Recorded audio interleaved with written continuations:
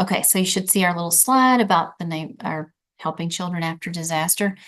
And we call this a trauma sensitive approach. And I'll tell you a little bit more about why we prefer in CCI, we prefer to use the term trauma sensitive to trauma informed. And we'll talk about that later.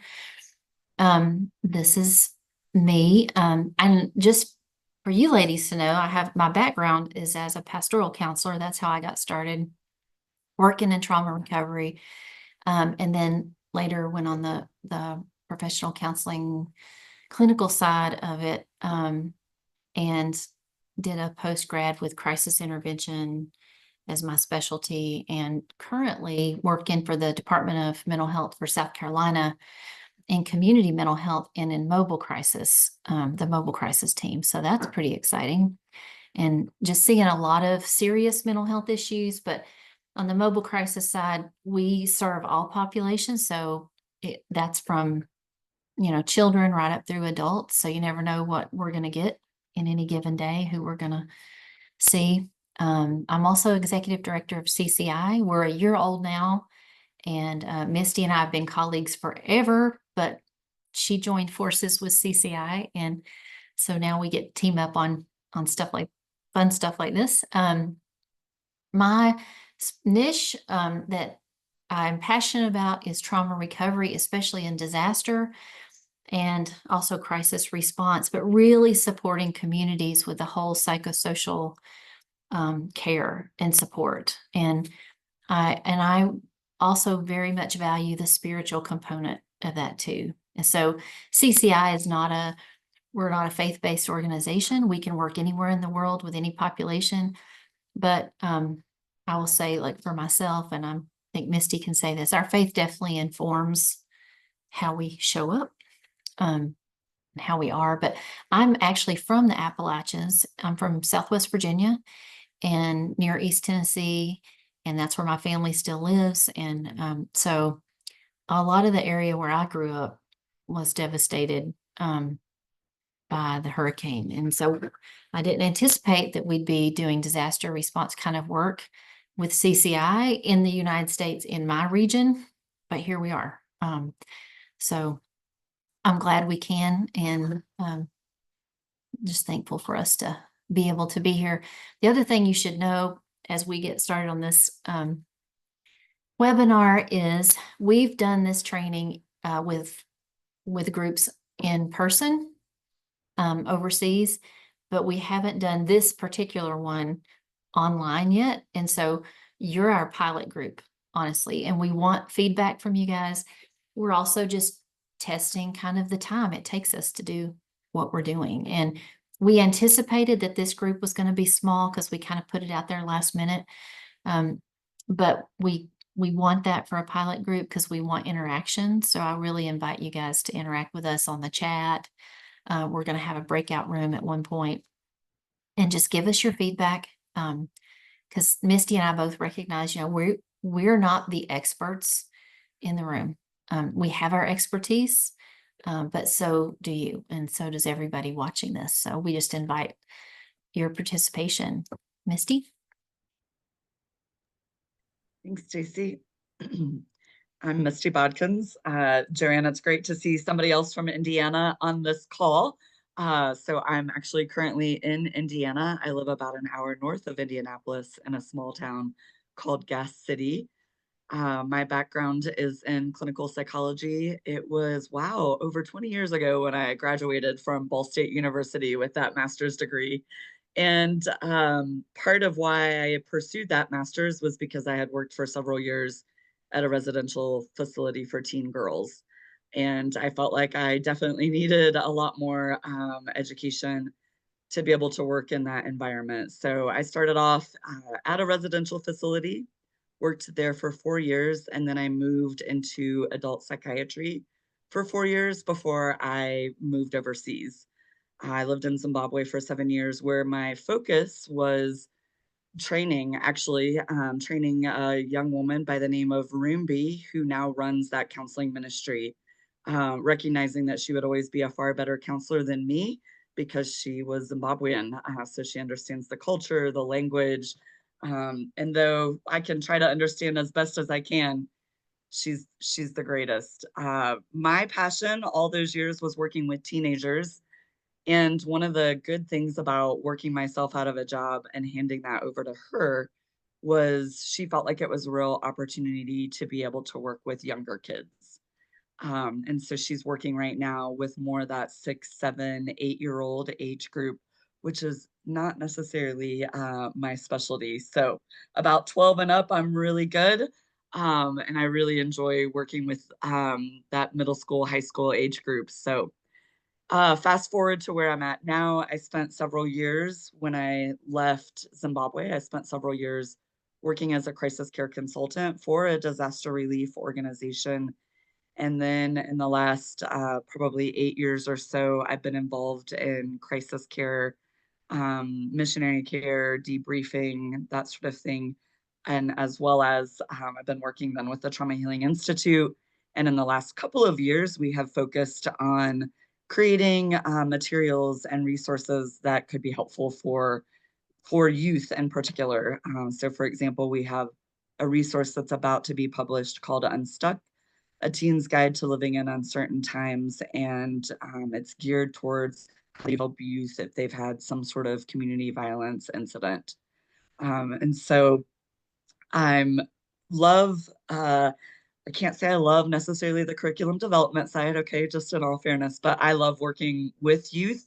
And so it's really exciting to be a part of a team that's been developing resources that can help, especially in these circumstances. So it's great to be here with you all tonight. And it's great to be joining forces with Stacey to do this webinar. Yeah, and I forgot to say something important about me. I've got 5 children. So, I can say that I have definitely swam in the deep waters of, the child population. They're now in their 20s, all of them. So, well, I want to show you guys this. I don't know if you were able to come. We have a training called the Crisis Care Essentials Basics, I think, Crisis Care Basics, in disaster. And so one of the things that we spend time on, and we spend a lot more time than I will tonight, but I wanted to show you this slide, and it's about the emotional and psychological phases of disaster. And these are really universal. And I mean, they're not, I don't know any credible group that argues with the universality of these. Doesn't mean it's linear. It doesn't mean every community goes through each stage, in the same way, but it gives you kind of an idea, as a responder, as somebody responding to help with children, with families, what to kind of expect over time in the disaster scenario. And having worked in the disaster world for years around the world, I can say that everywhere I go in communities, we can identify these really clear phases. And why does it matter? Why does it matter with kids? Why does it matter that we know this with adults? Well, um, one, it does help because they really coincide with the ways that we can help people, right, at different times. So, for instance, let's just kind of go through them really quickly. The pre-disaster stage. So imagine that has a lot to do with how much warning did the community get? How much warning did certain families get? Because you can just imagine that the impact is going to be a little different for communities where people had time to prepare, they had time to evacuate, rather than communities where something happened just suddenly. Maybe no warning at all, or very limited warning, or maybe there was no way to get out in time, whatever. That has a big impact on people's stress level and how they cope and what happens to them psychologically down the road. So, kind of even going back and understanding that as a key piece of the whole context of the disaster that you're working in. It's really important. Okay. And then the impact stage, we flesh this out a lot more in our other training, and we can send you the recording for that. But the impact stage is where you see a lot of productivity, a lot of people, a lot of energy. People are really trying to just survive in that moment, right? That's where families can get separated. One of the things we know from multiple places where we've seen conflict, especially war or disasters where children are separated from parents or caregivers, is at the impact stage, is how much more traumatizing it is for kids when they're unable to get with their parent or their significant caregivers, or they're somehow separated from them. Um, it it significantly increases the trauma experience and perception for the child. So an example of this, I was in Haiti a few years ago working in a field hospital, and they brought a little girl in, and she was still, it was a couple weeks after the earthquake, and she was still showing a lot of traumatic stress responses and things. And as I listened to her story, it had a lot to do with that she could not get to her mother. And they were separated across this road. And as the road started shaking, she was getting pulled into this crevice, trying to reach for her mom and get to her mom, to run towards her mom, and couldn't. So she has all these recurrent nightmares about being abandoned, about not being able to connect with her safe person. And in the end, she and her mom were both saved and were together, um, injured, but together. But she continued to have significant trauma reactions because of the separation during the impact stage. So that's just an example of why do we need to understand these kind of things? Why should we be asking some questions and considering? It's because you'll find, as we'll talk about later, trauma is all about perception and someone's experience. The heroic stage, this is where kids can really get left behind, you guys, because the adults are all in the mode of like helping each other. We're going to help rescue people. We're going to bring in supplies. There's a lot of activity in the heroic stage. There's low productivity, to be honest, and it's a very high risk time. This is also a time when people do things that, as we know, the reasoning part of their brain is not necessarily online. So they might go back into risky situations, run back into the burning building, this is why EMS workers, I worked in EMS, and we were always trained about scene safety, because you're so tempted to run to help someone that you don't see all the dangers that could happen to you. And so, and this is when adults, they're just so preoccupied with helping, with saving everybody, with the resourcing and all that. Kids get pushed to the side. We saw that a lot in Ukraine when the war first started. And here's a time where kids, they just really don't know what's going on. They don't know what just happened. They don't have all the information. The adults are holding the information, and they don't have time to share it with the kids. So how helpless do they feel in this stage? They're also not able to often pitch in and do the things to help that the grown-ups are able to do. So the honeymoon stage, that's where the community really can come together. You see all the big orgs coming in, they've got resources, money. It can be a time of great community cohesion, togetherness, lots of altruism, lots of people just helping their neighbors, which can be wonderful, but it doesn't last.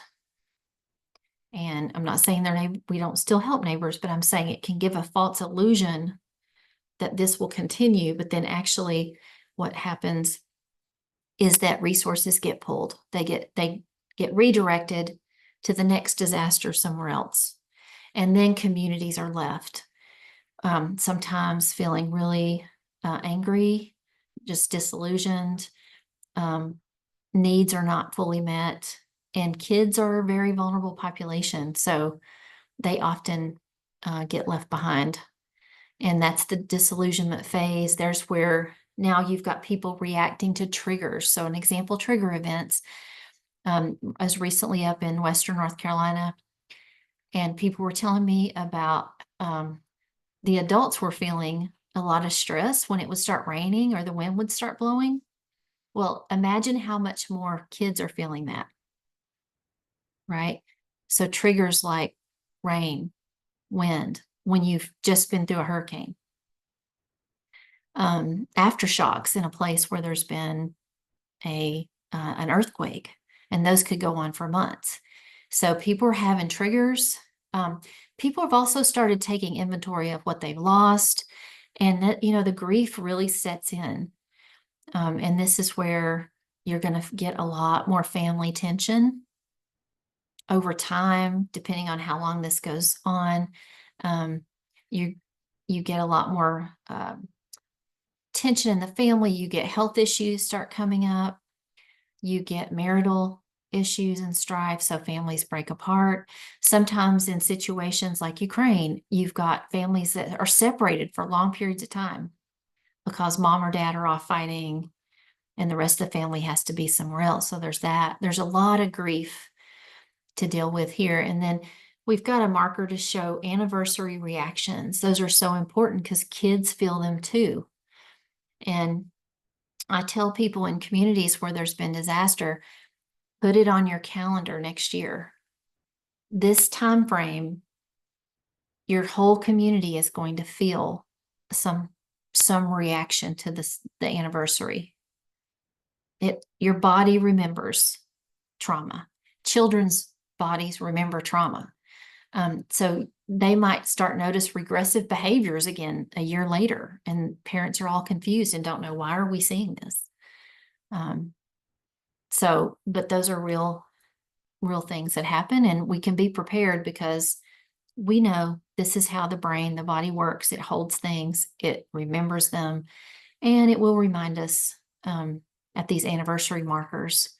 And then there's that reconstruction phase where people really start working through their grief, and they realize, okay, maybe some of these big groups have pulled out. We don't have resources. What do we have to work with? And they kind of start making sense of everything, and that new beginning. But keep in mind that these phases are, people are going through these at their own way. Communities are going through it, and everybody's feeling things, experiencing them differently. So it's not a linear journey, but we do identify that there are some key things to keep in mind and consider. So for somebody that's right now in Western North Carolina or Virginia or Southwest Virginia or East Tennessee, they're definitely, those communities are solidly going to be in the disillusionment phase right now. It doesn't mean they can't have some moments where they have that honeymoon feeling again, where, oh, we're all working together towards something, but really they're solidly now beginning to feel the depths of just, gosh, the magnitude of our loss here. And right around Christmas and everything too. So this is why we go over this. It's just important to know when you're working with kids and families in disaster. Children are some of the most vulnerable members of the community, and their experience is unique in a disaster because think about it. They don't have access to the information that adults do.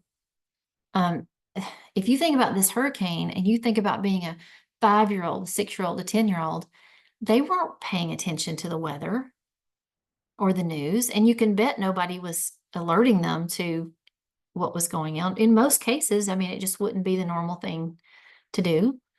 So they had less information than the adults. And even the adults I've talked to felt like they were just blindsided by this hurricane. So they have less information. They don't have the experience that adults have of knowing about, and depending on their age, they really maybe don't know anything about natural disasters. They're very limited in their ability to protect themselves. They can't make independent decisions about whether they should leave or evacuate or not.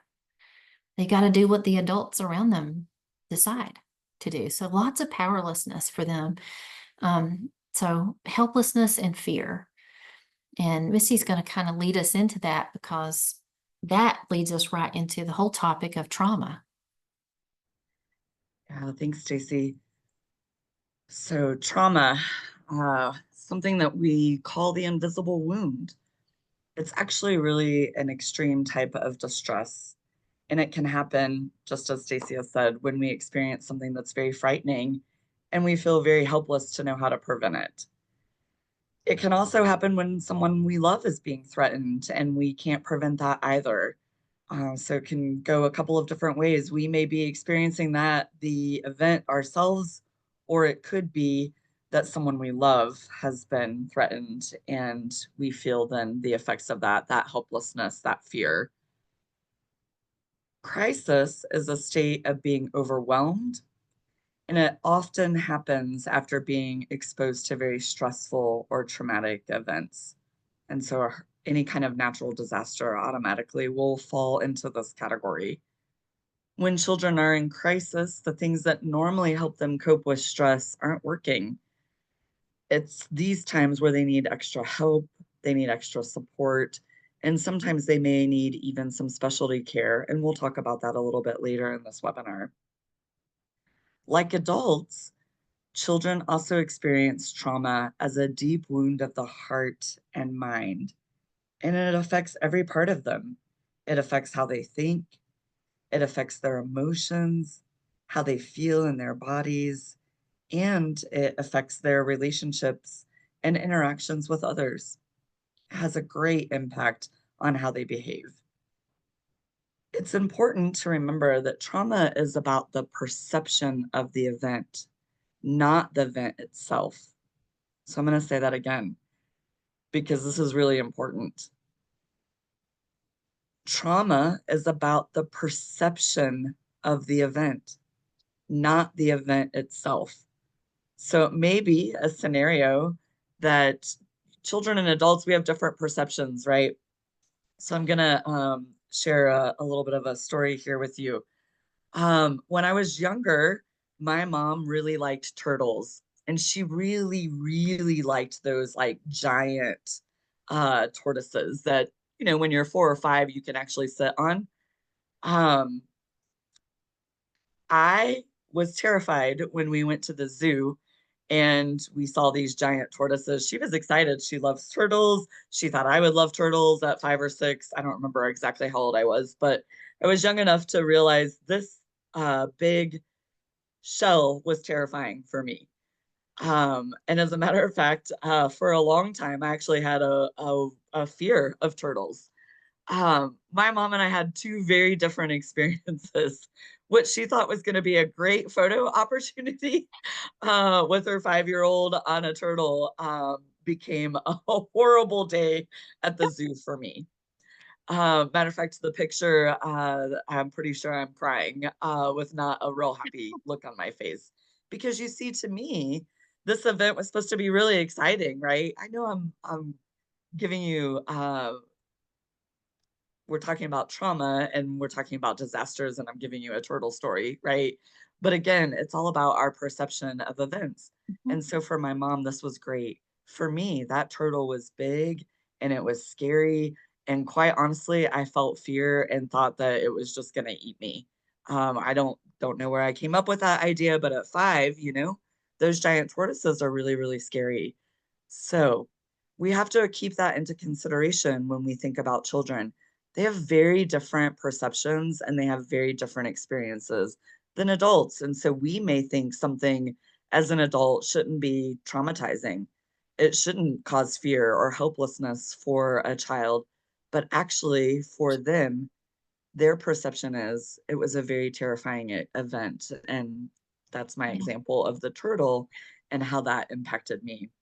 So that's again, it's true. about perception, It right, is. Stacey?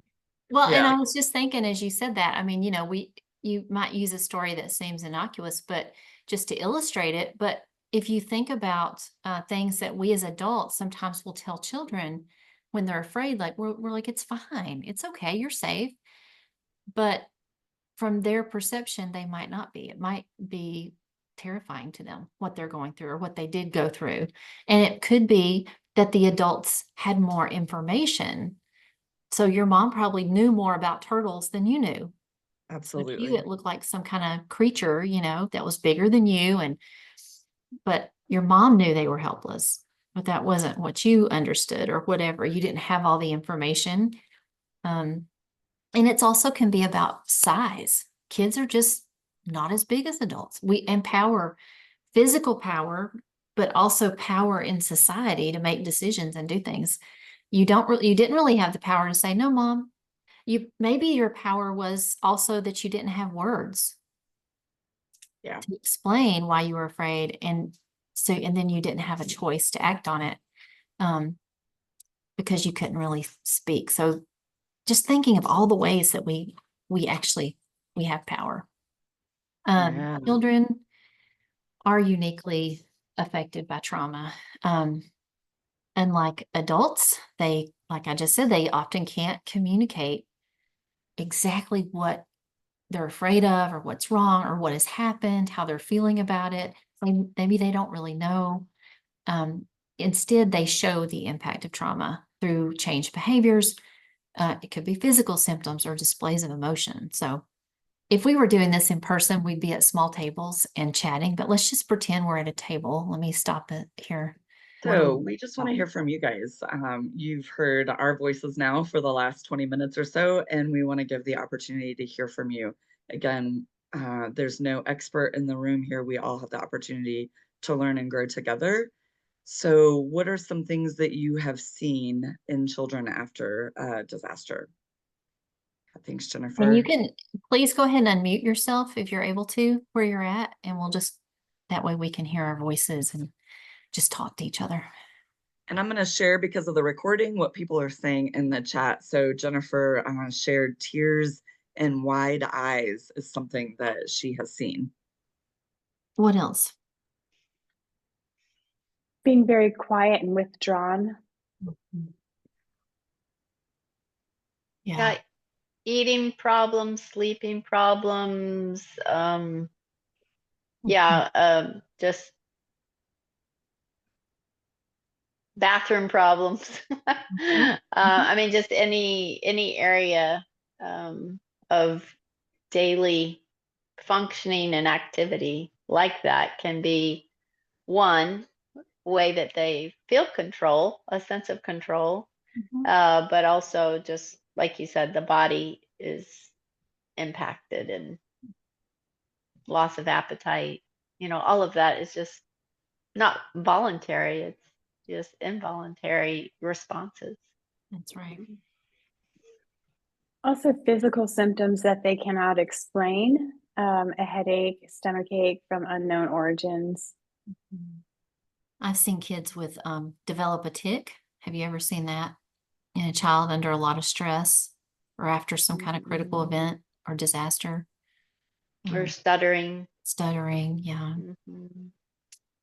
I said children, but it's not limited to children. So think about maybe teenagers as well. Yeah.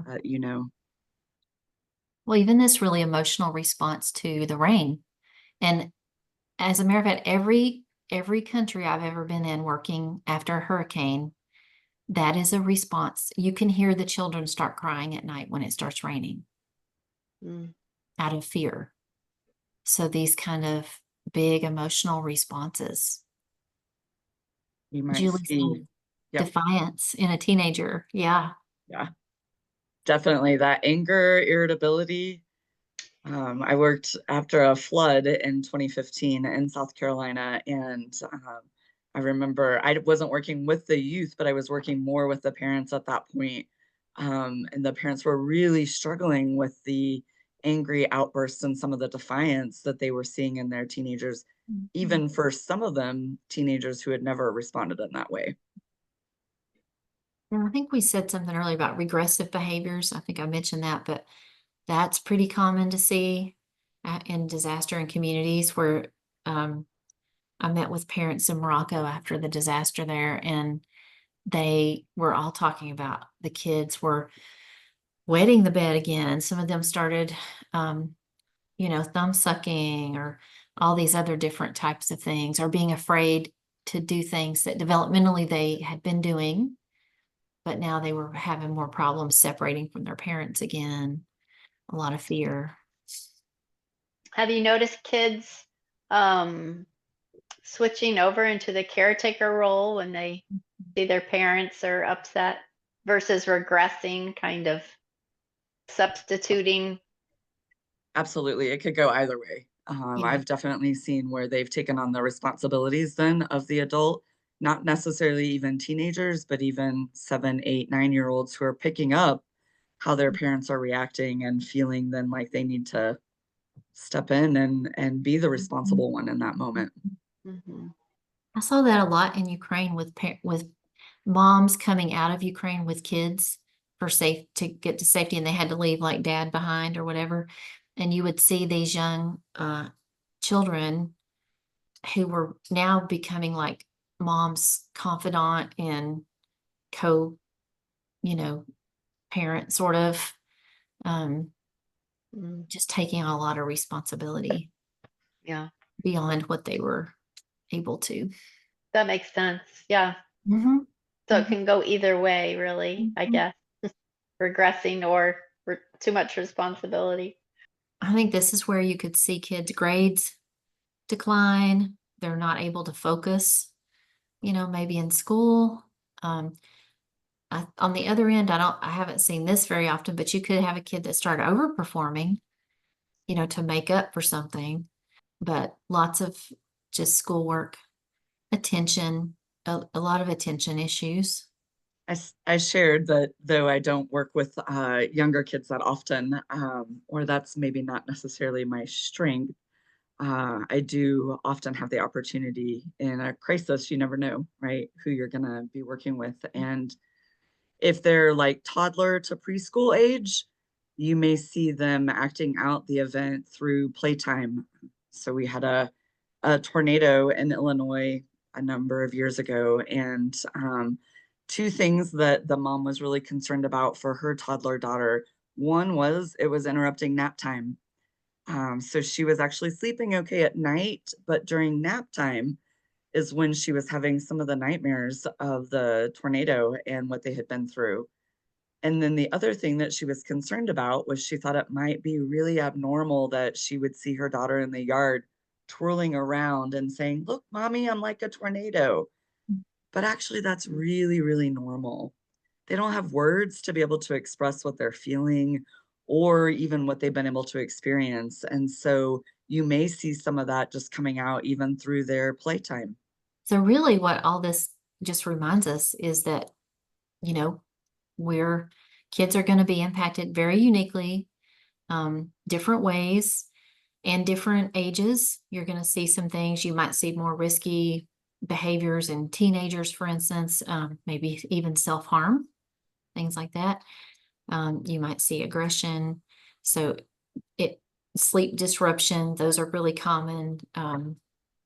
Maybe kids that aren't paying attention to their hygiene. I think teachers see this a lot in schools. They'll see kids come in, and that could be partly because of the child is having some response and struggling, and it could be because it's a reflection that the parents are struggling and unable to care or help the children. So maybe just being apathetic, and something in teenagers we see is that survivor's guilt, because now they are really processing that maybe they survived something and other people didn't. And not just teenagers, even younger kids can have that, and that's called moral injury, and is definitely a topic to, if you haven't heard it before, it's something to know about, because it's a special kind of trauma, and that takes just a lot of care to help someone through moral injury or survivor's guilt. And it takes a little bit more even than just to reassuring them that, oh no, it's fine. We're glad you survived. We should be happy. We're going to live life to the fullest to honor those who died. And that's good. But really people with actual survivor's guilt, they really have a sense of feeling that somehow they've transgressed, that something is wrong, that they lived and other people didn't. And so can lead to depression, some real issues. So, all right, let's talk about the ladder. I love the polyvagal ladder. So something is happening with us and with adults, with children. It's happening all day long, all the time. Our brain is constantly checking on what's going on in our body and the environment between us, even sitting here. Our brains are are doing this little thing called neuroception and picking up all these cues. And these cues are telling our brain whether we're safe or not, if we're in danger. So if Misty started like frowning at me and shaking her head, I would be getting really nervous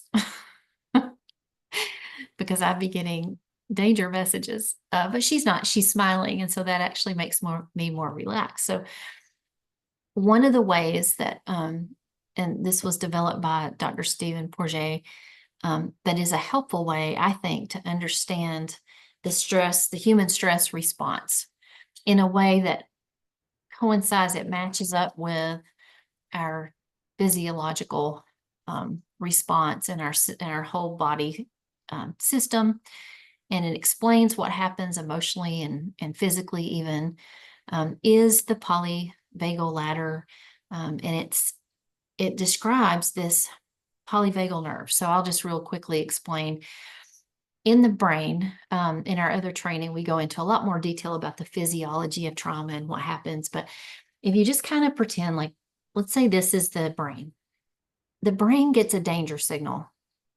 And it could be a current present danger, something's happening right now, like the wind is blowing outside and my house is shaking, or something like that.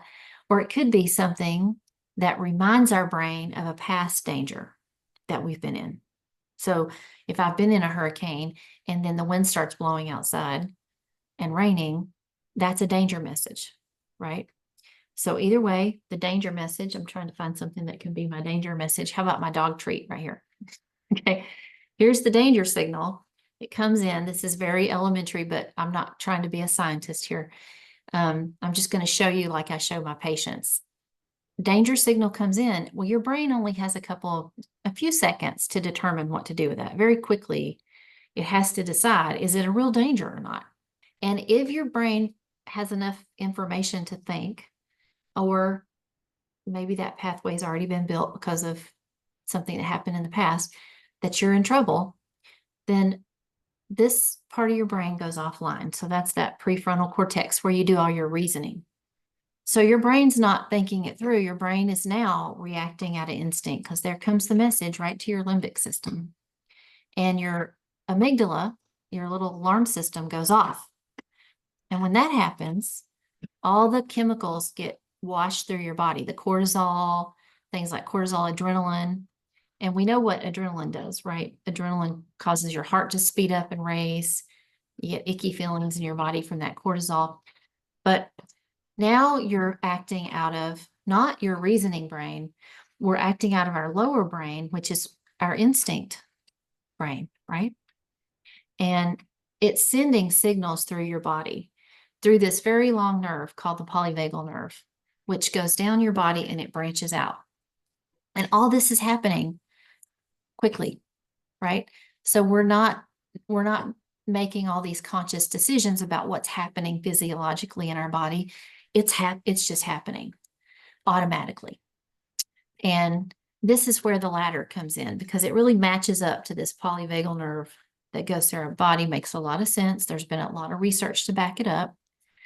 On a time when you're not stressed, there's not a danger out there. When there's not danger, when we're just interacting like we did a few minutes ago on our group, or you're with friends, or kids are playing, or they're in a classroom and they're reading, their teacher's reading, they are in what we call that safe and social, safe and connected state, which is, it's kind of up here as far as the polyvagal ladder. It's that highest rung of the ladder. Technically, it's called the ventral vagal state. But I like to say safe and connected, safe and social.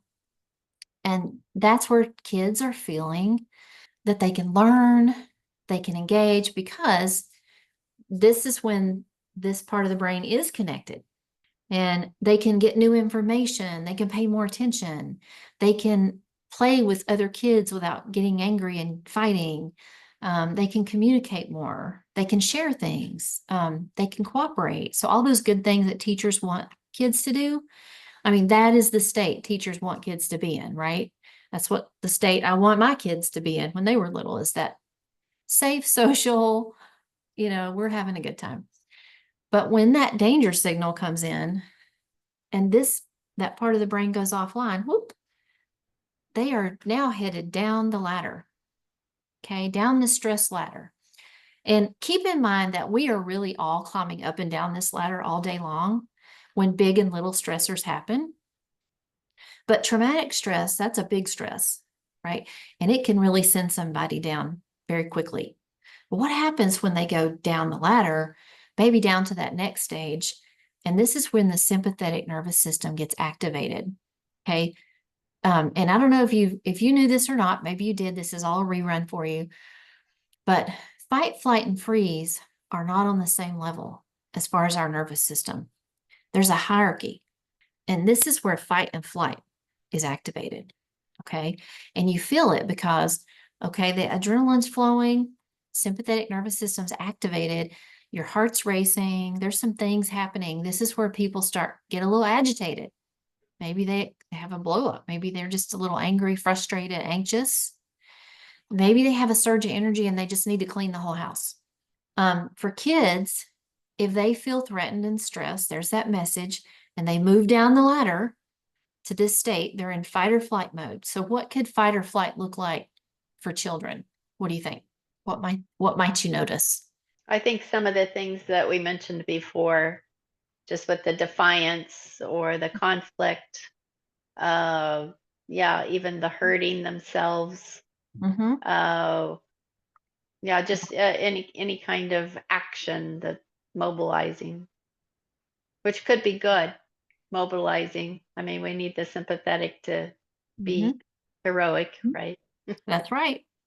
And hey, I know a friend of Misty of mine, she used to say this, that anger is better than despair because it gives us energy sometimes to keep going.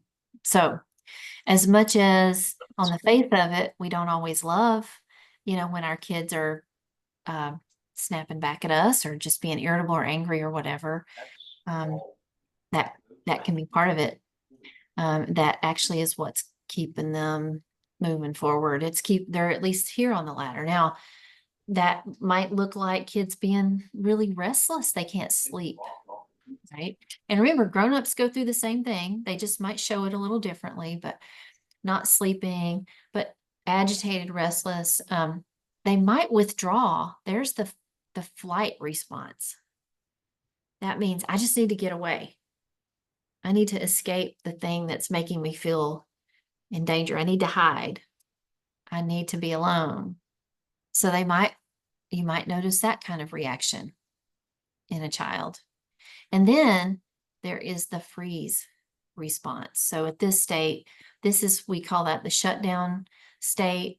And if the stress is overwhelming, if it's persistent, if the brain senses that fight, flight aren't working or aren't going to work, then the brain automatically goes to freeze response. And remember, this can happen so quickly for a child. So you might not even notice the middle rung of the ladder. They might have skipped right through that. It seemed like they went right to freeze. And some of us do that. Some of our brains, for whatever reason, now are just triggered and boom, we go straight down to freeze response. A freeze response, that's called a dorsal vagal response. And that's where your vagal nerve goes straight down to the stomach. And this is why in a freeze response, you ever been given bad news and you feel like somebody punched you in the stomach? That's why. That's a dorsal vagal response. And it makes you feel nauseous because your digestive system slows.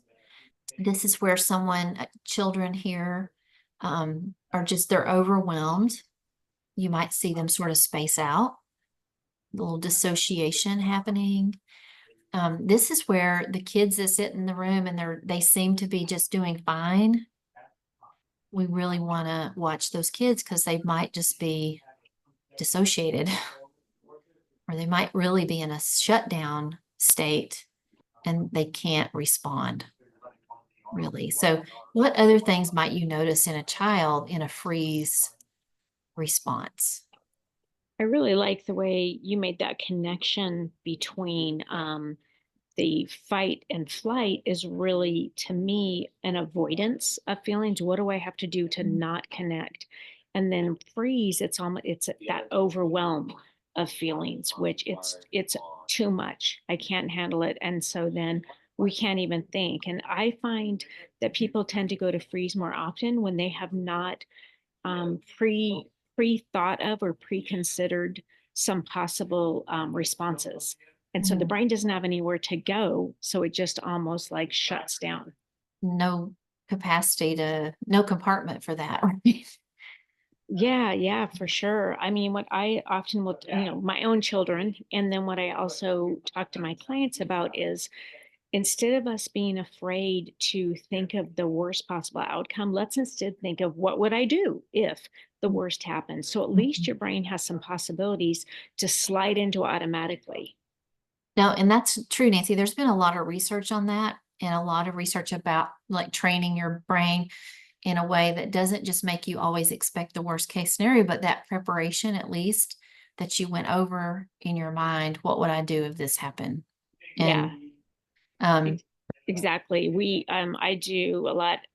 Everybody might have different feelings on this, but I do conceal carry mhm. courses, and that's one of the main things that we are taught is looking for your exits, looking for any option other than having to draw your weapon. For somebody to be in this freeze state, this collapse, that you will notice things like not being able to articulate what they need to, not being able to speak, or if they can speak, you'll notice a decrease in the sentences or the length of sentence or how many words they can say. It might get foggy or fuzzy, or they can't quite get across what they need. Which is why we say in disaster and crisis response that you can't expect to be able to ask somebody what they need and they always be able to tell you and articulate. And that's especially true for kids because suddenly the things they used to do to cope, and they didn't even know they were coping strategies, right? They wouldn't call them that, but things like playing with their friends or just going to watch TV or, playing a game or coloring or something else. Now their body is having this reaction and these things that helped them before are not helping anymore. And that's when people are in crisis, right? And when somebody gets so far down this ladder, it can be hard to get a person out of that freeze collapse. And has happened where people actually passed out, blacked out, or faint. I've had people that I had to break bad news to them, really bad news, and they just passed out. So you always do that sitting down, but children can be in this collapse, almost shut down state. And because they're so quiet, they can get forgotten by the adults, especially if the adults are doing all the survival things or helping provide for other people or whatever. And those kids can get forgotten. So what do we do? So here, let's think about the ladder. Let's think about moving up. How do you help someone move up the ladder? And when I work with patients in therapy, we do this all the time because I often have people with trauma histories. And I actually encourage them to map your polyvagal ladder. And I have also used this with kids. And the ladder, as an illustration or as a model, is such a fun thing for kids to do because you can talk to them about climbing up your ladder, And I've taught teachers this in their classroom that to use it to help the kids know when somebody seems to be going down the ladder, how do we help them get back up? So if you've got a child at the top that's safe, connected, you notice that, how do we keep kids there? What are some things we can do to keep them in that safe, connected place? What do you think?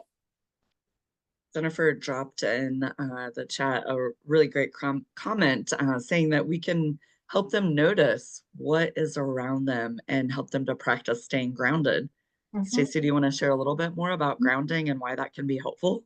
Yes, and that's going to be something that's a lifelong skill that keeps giving back to kids, right? When we talked about the brain, guys, remember I said all this physiological response goes on in the brain. And so what we really want is to keep that prefrontal cortex engaged. And when somebody's in this safe and connected stage, safe and social, they are engaged, they're connected, right? How do we keep our brain? How do we keep this connected? And when it goes offline, how do we get it back? Well, we use things like our senses, our 5 senses, for instance. We get oxygen into our body. So if you've ever wondered why is grounding always involve deep breathing, it's because the physiological response to traumatic stress is oxygen depletion. The brain is depleted of oxygen. And remember, your body in that moment is doing its whole caveman thing, and it thinks you're going to die, so it's trying to conserve everything. It's trying to conserve oxygen. Blood goes to your core.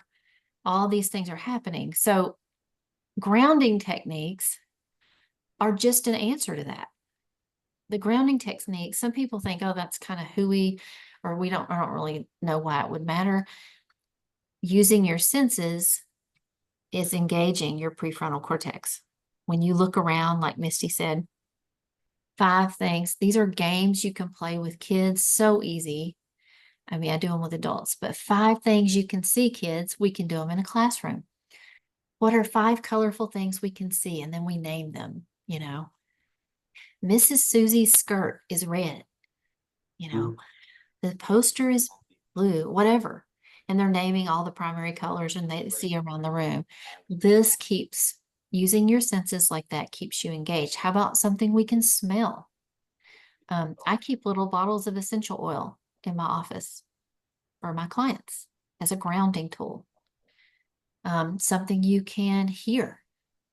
So when you have to hear something, as Misty said, it really brings you into the present. When you have to see something, it brings your brain into the present, because this is what trauma does. Trauma throws us into the what if of the future. What if it happens again? What if I die?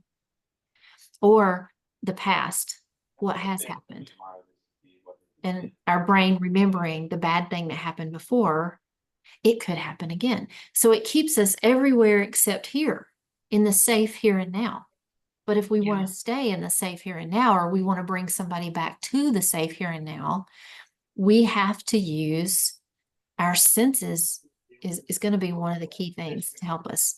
Using our senses, using our breath, breathing, and then using movement. So a fun thing to do with kids is this little shake it out. I'll stand up here and show you right here. So I'll have kids stand up, or parents, and we'll do this little activity called shake it out. And we'll shake 5 times, and we'll count backwards. 5, 4, 3, 2, 1. 5, 4, 3, 2, 1. And then I'm going to shake my legs. 5, 4, 3, 2, 1. 5, 4, 3, 2, 1. And then I do it all over. 4, 3, 2, 1. 4, 3, 2, 1. And I count down, shaking like that with all 4 limbs, all the way down to 0. And it is a fun activity that for many people, it can help bring them into a more regulated state. I love that. I, call it something similar, but it's doing the same thing. It's just interrupting your nervous system. And especially when people really go into a panic state, what I'll do is something novel that they don't expect. I mean, I've used like a fart button, or I've just said, oh my gosh, that'd be great for teenagers. Yeah, exactly. Or like, I'm so sorry to interrupt you, but where did you buy your shirt? I love that. Just get them talking about something, and it just reconnects them back to reality.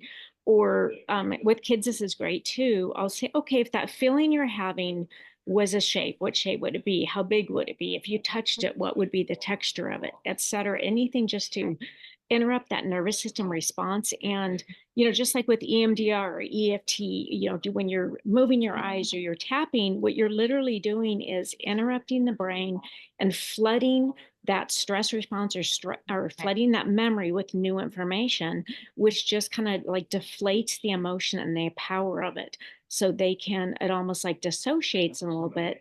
But what it's doing is that now there's more information So it's taking a step back and they can remember without the emotional pain. That, like you're talking about those immediate fact things, like, oh, where'd you get your shirt? And then they have to come back to the present, right? Yeah, exactly. That's called cold memory. Hot memory is your brain having that trigger and remembering that past danger, right? And can make you feel like you're right back in it, which is why kids start crying when it rains. They're feeling and having all the emotion and everything and fear of being back in that danger. So how do you get them? You interrupt it with cold memory. So the here and now kind of things. Oh, what are we going to do? Oh, it's your brother's birthday tomorrow. How are we going to plan that? And yes, it sounds like distracting, but it's really even different and distracting because you're really trying to bring them to the here and now. And you could be using your senses to do it. But this is the way that we climb back up the ladder. And everybody's unique. And if you had kids and you're doing this kind of exercise with them, like in a classroom or a Sunday school, you could have kids, you could have ladders drawn for them. And then you could have them fill in or put pictures of when you feel safe and connected, what helps you feel that way? Being with my friends, walking my dog. When you're feeling anxious and afraid and like, what helps you calm down? It's like I talk to kids about being like an overheated engine. What could help you cool down?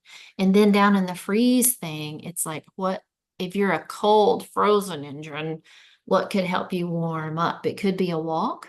It could be to go play on the playground or go swing, some movement. So we want kids to, and I'll move on after this, but we want to do two things. We want to be able to come alongside children and help them, coach them, even give them tools when they don't have any. And then what our ultimate goal for kids is that they begin to learn this and come up with their own coping skills and their own grounding techniques and things that work uniquely for them. And if we can do that, we have given them a lifelong gift, because we all know stress, anxiety, bad things are going to happen. Stress of all kinds is going to happen. What is the tool we can give them now to help them deal with that and manage, not to get rid of anxiety, but how can we help them regulate themselves to be present in it until it passes, until it diminishes, until they can move on to the next thing? How can they be fully present? So I'm curious, what helps an engine calm down or cool down, I should say, a hot engine cool down and a frozen engine warm up? Would they be the same activities to help the nervous system regulate either up or down? Well, I think there's some that can be similar, like deep breathing is going to help you in any state because oxygen is going to help keep your brain, this part of your brain, connected, right? For other things, so think of it like this. I have clients who will say that when they are really agitated, they just want to move and clean things, but they need some calming music. They want music, but they need calming music. Somebody who is down in the freeze zone, they might want some more upbeat music to play, to listen to. How they use that tool might look differently. That's kind of how, and it's very unique for people, what they need. But it does tie into the actual physiological component, like what's going on. And in that the freeze state, and when people really get down into that freeze state, you notice like an actual drop in heart rate, a drop in blood pressure, like to the point that if you think about traumatic shock, so psychological shock, physiologically is the same thing as a trauma shock from like a car accident where somebody had an injury. The same physiological responses are happening in the body. That's why you can see somebody actually pass out, actually become hypothermic and pass out down in the freeze zone. Now that would be extreme, but it does happen. I've seen it happen to people who don't have a physical injury. They are having psychological shock. and they go into shock, blood pressure drops, all this. So we do in some ways have to match up physiologically with what's going on. If somebody is in a freeze, shutdown response, I'm probably going to notice their hands and feet are really cold. Circulation is really diminished. Definitely cognitive functioning is diminished in both of those two states. But what am I going to do for them? I'm probably going to go get them a warm blanket and a warm cup of tea or something to drink. But that's the last thing the person wants in that middle run. That's like, because they're already feeling hot and bothered. The last thing they want me to do is put a blanket on them. Do you find that most kids actually are able to articulate and be aware of what they need and to color their ladder, to map their ladder? I think it definitely takes work from the person who's helping and who's like introducing this whole idea to them. It's a process, but honestly, adults don't even do this well right off the bat. It takes some coaching and like helping them. Really, I talk to adults like this, and I think it would work great for kids too. Being a detective of your own body. Be a detective of you and notice what's happening. When you got a little scared and it started raining, what did you notice your heart beat faster? Yep. What else did you notice? Well, I got scared and I started yelling at my brother. Well, it sounds like you were in that fight mode, I ran in the bathroom and shut the door. So having them just start talking about how they feel, like somebody said before, what's showing up in your body? How does your body, our bodies tell us even before our brain does about what's going on. That's a skill, for kids to begin to notice what's happening in my body. My hands and feet are cold. My stomach, I feel sick to my stomach. That's all a sign that you're somewhere on the ladder besides safe and connected. So Misty, come on back. We just want to really emphasize those ingredients of trauma. We talked about fear, that overwhelming fear. I'm going to die. Somebody I love is going to die or be hurt, and helplessness. And I'm powerless to stop it. That's the overwhelming message in trauma. And it's about perception, because my perception of what's overwhelming and how much power I have or don't have is going to be different than yours. And very much so for kids. All right, well, let's talk about this together then. So we're going to reduce fear, right? We talk about trauma sensitivity.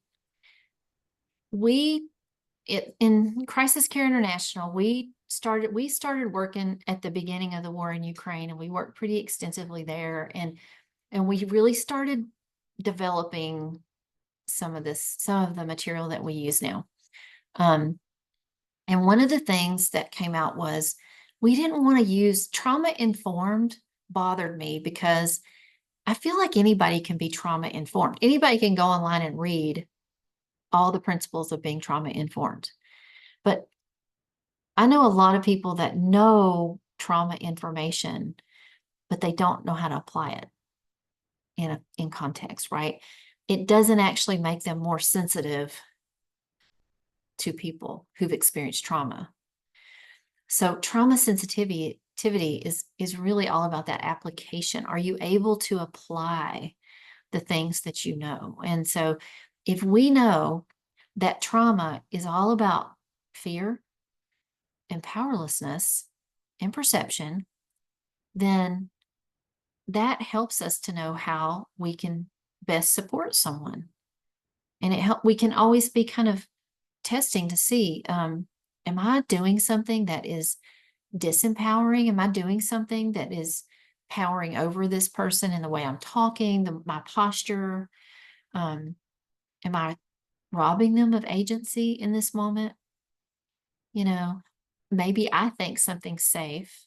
How many times have we heard a parent, or we've done it ourselves, and said, I've done it to my kids when they were little, everything's fine. Why are you crying? But just keeping in mind what we talked about just a second with this whole physiology. If physiologically a child's nervous system doesn't feel is triggered, then they don't feel safe. And they might not be able to say, I don't feel safe, but in their whole body is screaming danger, danger. So Yeah. instead of us using our words to just tell them you're safe, or worse, how many times do kids get punished for the kind of behavior changes that we talked about earlier, or for expressing themselves when they're afraid? So instead of berating them for their fear or trying to convince them otherwise, I used to say this when I worked a lot with military families, you cannot reason with PTSD.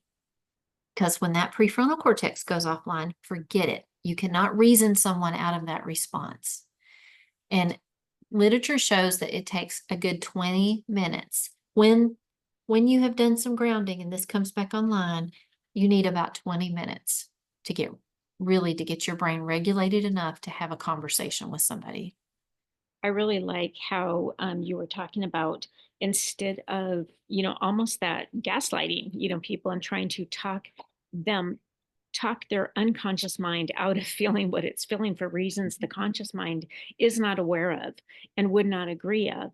Instead of that, saying, okay, be that as it may, where you are now, what can we do? Like helping that child to come up with solutions, even if it's sometimes saying, if this was somebody else, what would you advise them to do? Or giving them a couple of options and saying, Yeah. what do you think would be better? And the more that they can problem solve, the more you're empowering them in the state of fear to Yeah. find solutions and get themselves out of it. Exactly. That's empowering, right? Would you like to do that? And I do this with adults in trauma in crisis situations too, but would you like to do this or this? So maybe I have to frame the two. Maybe there's only two possibilities, but maybe I have to really lay it out for them, but they do have a choice, right? Like Karen is saying, creating ways, recognizing that what we think is safe and what they're experiencing as safe may not be. So what can we do to increase that sense of safety? What can we do, Misty? How do we help kids feel this kind of safety we're talking about and also give them some agency and power? I mean, what do you think?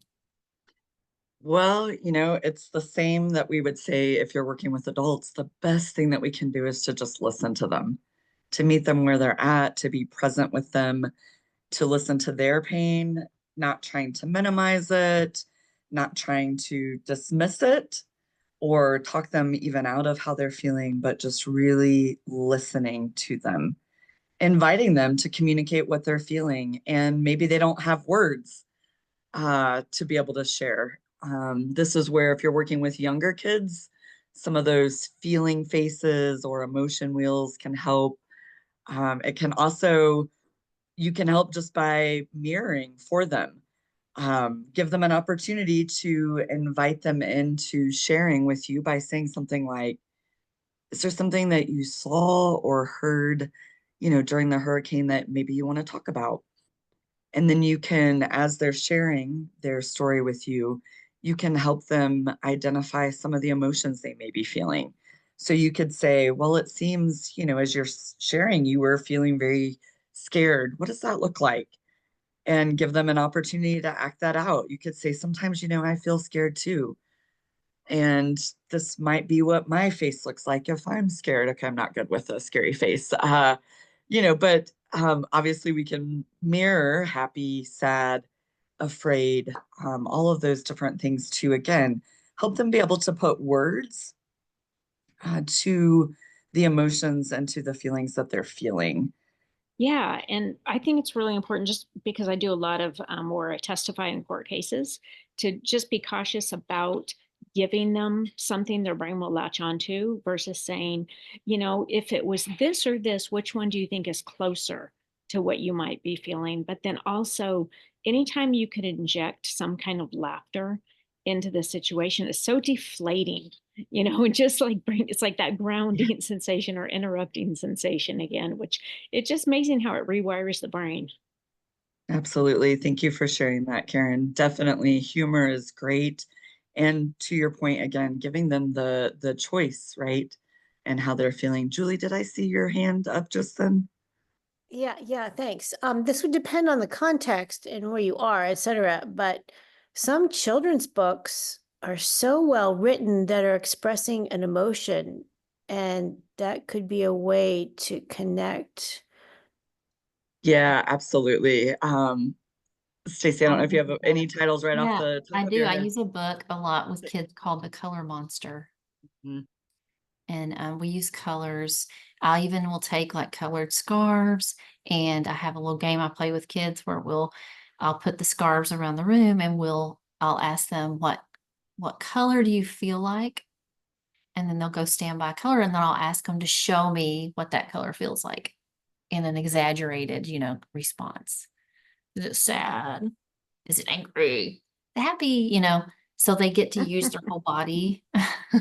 But we also get to use a color, and it can be whatever they decide. It can be. It's some fun ways. There's also a really good Mhm. book called The Rabbit Listens that can be really helpful, especially for maybe more that elementary school age. And I do like to use the emojis on my phone with kids. Um, and I even did this when my kids were teenagers, and we had a couple of stressful things. We were at the Westgate Mall terrorist attack thing in Nairobi, like some different things happened in our lives. And I used the emojis on my phone to just ask my kids to pick one that they were feeling that day. Everybody got to pick one to show me what they were experiencing or feeling. We did that every day for a while. They didn't have to use words. They could just pick an emoji. Fun things. The other thing, Misty, I'm thinking about co-regulation, like the value of co-regulation, how we help each other. I mean, Misty and I co-regulate just by hanging out, and we like laugh and talk. I can give you an example, real life right now. You know, I actually was out of town today and flew back into Indiana. Felt a little rattled before we got started, so we had just some time together, time for prayer. But I'll tell you, when the power just went out just now, very brief, Wi-Fi was only out for a few seconds, but coming back on, I felt very rattled just then. Like, okay, I know I'm up. I know, I'm gonna share, but wow, I'm suddenly feeling a little off. And so just being able to look and see Stacey, see her calming presence at that point, realize we can work together. It was just great for me to be able to kind of take a pause and breathe for a minute and say, it's okay. It's okay. I don't know exactly where you guys are right now. I've got Stacey here with me, doing this. And so her presence just then, because we have spent time together, was able to ease that, like, oh my gosh, I'm panicked. I don't know where we're at and what I'm doing. So That's what we do for each other all the time. And that's what we do for kids. I'm looking at the time, I'm like, oh my gosh, it's 8:30. So as I told you guys in the beginning, you're the pilot group. And so we are going to keep going. But if you need to drop off, I understand, because it's going longer than we anticipated. We got a late start because of that Zoom thing. So we started about 15 minutes after. Um, but we're going to keep plugging along, and we're just going to mention a few things that may be obvious to some of you about some just specific ways to help kids, but we're going to go through this pretty quickly, these next few slides. And so we'll probably be done in about 15 more minutes, which would put us right at the hour and a half if we'd started on time, but we didn't. But again, I understand if you need to drop off. Misty, you want to cover this part? There's some other ways we can help kids. We want to say though that grounding and regulation it's a lifelong gift you're giving kids when you teach them that. So because traumatic events often disrupt normal life, one way to be able to increase those feelings of safety and security for children is to just establish those routines. What were the routines that you already had, perhaps even as a family or as a teacher, before the event occurred? What are some of those routines you can go ahead and reestablish right away? Or what could even be some new routines, if I kind of say the words, that you could establish with them during this time? So as much as possible, you really want to create those predictable patterns or routines. Let the child have those familiar things. It can also be tempting to hide distressing news from children, but it's really important to tell them the truth, especially in today's world with social media and technology and kids who are having phones younger and younger. It's really important because if they don't hear it from you in an age appropriate way, they're going to hear it from someone else, either through media or through their friends. So you want to be able to share those things with them. You don't want to exaggerate or really keep the focus on all the bad things that might have happened. You don't want to give the graphic details of what's occurring, but you do want to tell them the truth about the situation. You don't want to lie to them. You want to keep it age appropriate. Obviously, the older they are, the more you may be able to share. And then the younger they are, you're going to keep the details a little more minimal. But nonetheless, it's still important, even for younger kids. Remind them that you're working with them to help keep them safe, especially if they feel like they're in danger. Could it be that you could show them where they're at on a map right now and help them to see, there's distance at the moment from where they were before? You may want to sit with them. Again, just sit with them, play with them as parents, as educators, reminding them that they are still close to loved ones and that you are still working to keep them safe. And limit exposure, I mentioned it already, to negative media. You can't control all the media around you. And I know, again, it really just depends upon how old we're talking about. So teenagers often have a lot more access to various forms of media, and it may be harder to limit that. And so it may be even more important than for you as a parent or educator to have conversations with them about what are they seeing? What are they hearing? What are other things they're seeing maybe people post about? Younger kids, it may be easier to control some of that negative media.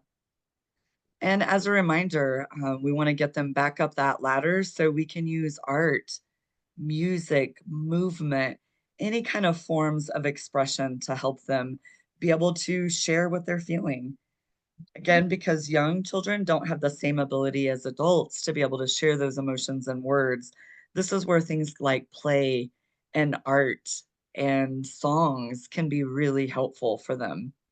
Remind them that you're near, move with them, do the movements with them. Stacey did Shake It Out. She could have invited us just in that moment to have all gotten up and shook it out with her, I right? should have. So yeah, just being mindful that that mirroring piece again. And you may have a child who's a little more shy, but they may be more willing to act in those ways if they see that you're doing that as well. Pray with them, especially if that is something that's really important to them or to you as a family. If you have those spiritual practices, are you doing nightly prayer? Are you doing devotions? Those are things that, again, if you are already doing that, if they're displaced, if you as a family are displaced and you're somewhere else, you can go ahead and still re-implement some of those routines, even if you're not at your own house. Is there a favorite verse that you can share with one another and keep reminding that child or teen that this is the verse we're clinging to right now as a family? So, how about those teenagers? They do have some special needs. They do have some special considerations. They are already at a point in life where they're looking for a little more privacy. They're moving away from really leaning on you as a parent or trusted adult in their life, and they're looking more now to leaning on their friends, right? This is why peer pressure becomes such a big issue in those teen years. But some things to keep in mind for teenagers in particular. You want to make sure this is where you can see that school performance dropping. As school is starting back, are they struggling with concentration? Are they missing assignments? Are they not turning in assignments? Were they doing well academically and now they're performing a lot more poorly? So those are some things to watch for in school. How about their hygiene? You may see a drop in personal care. Perhaps I was not a girly girl when I was in high school, but boy, I had a friend who really was. I was in school in the 80s and 90s where the big hair was the big thing.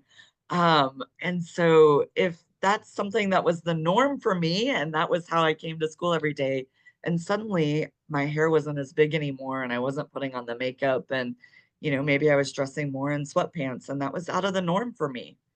That could be a sign that this is having a more of a greater impact than what they're letting on and telling you.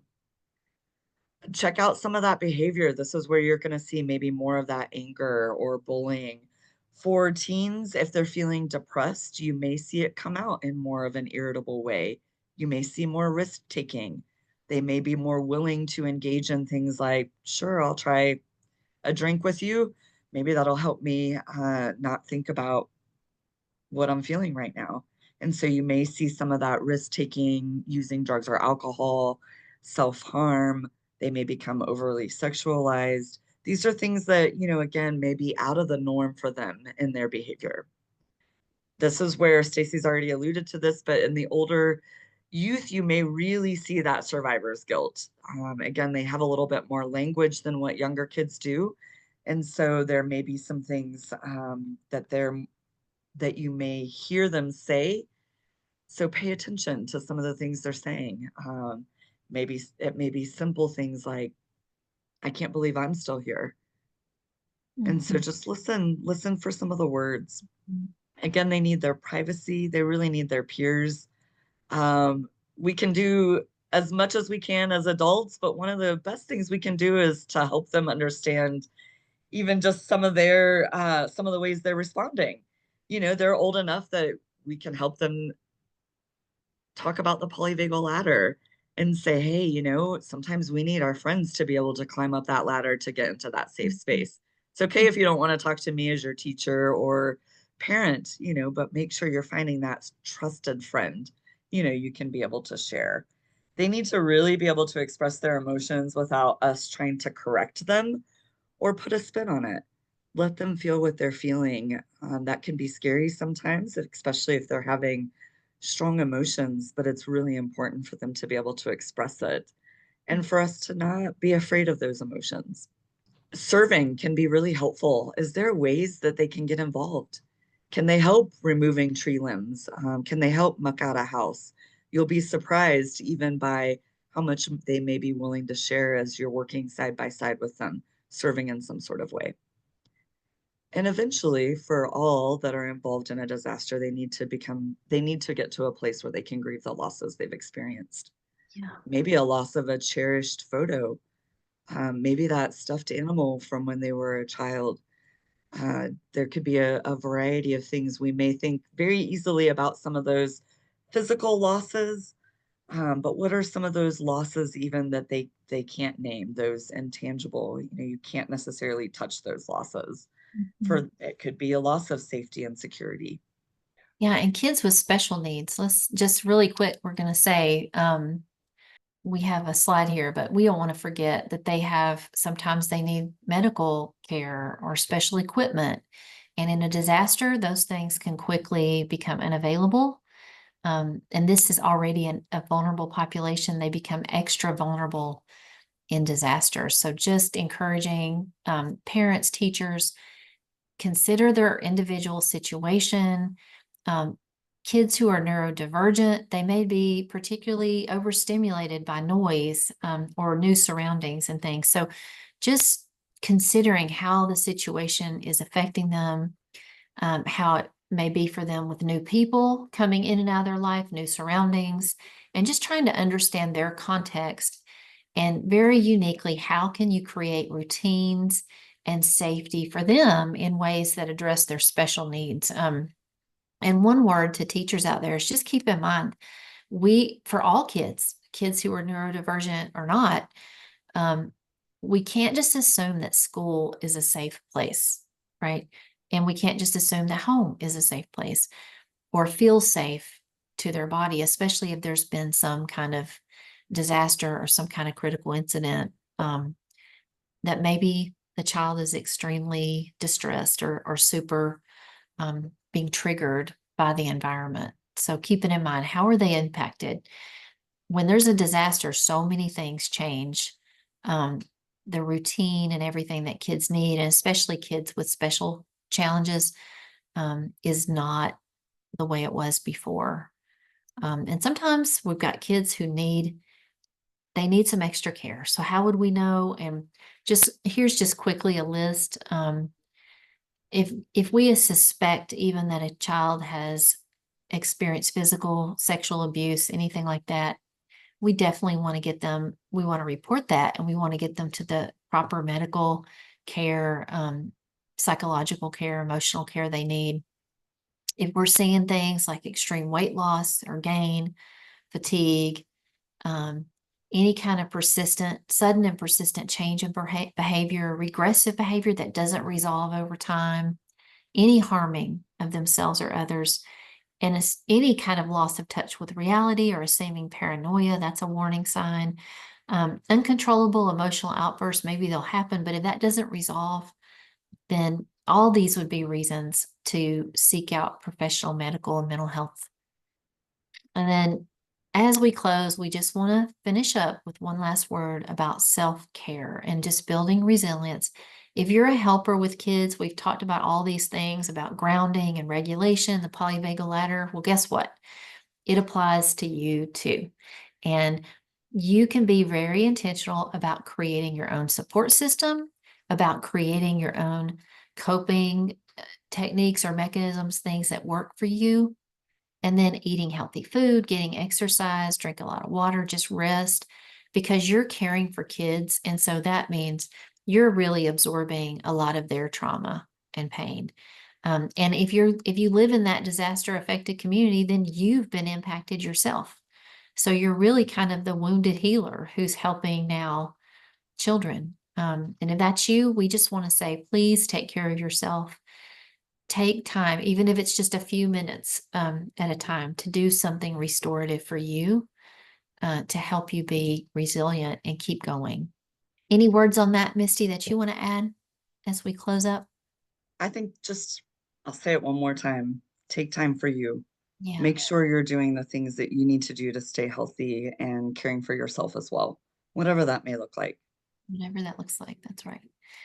And then I want to share with you just a bit. This is if you want to connect with us. Thank you all for coming and staying a little bit longer while we wrapped up. And we will, as we stop the recording in just a second, and if there's any questions or anybody want to share, we can. This is how you can connect to us. We have a book on Amazon that's called Essential Crisis Care Training Guide. And there it is right there. There's a faith-informed edition, and then there's just a regular edition of our book.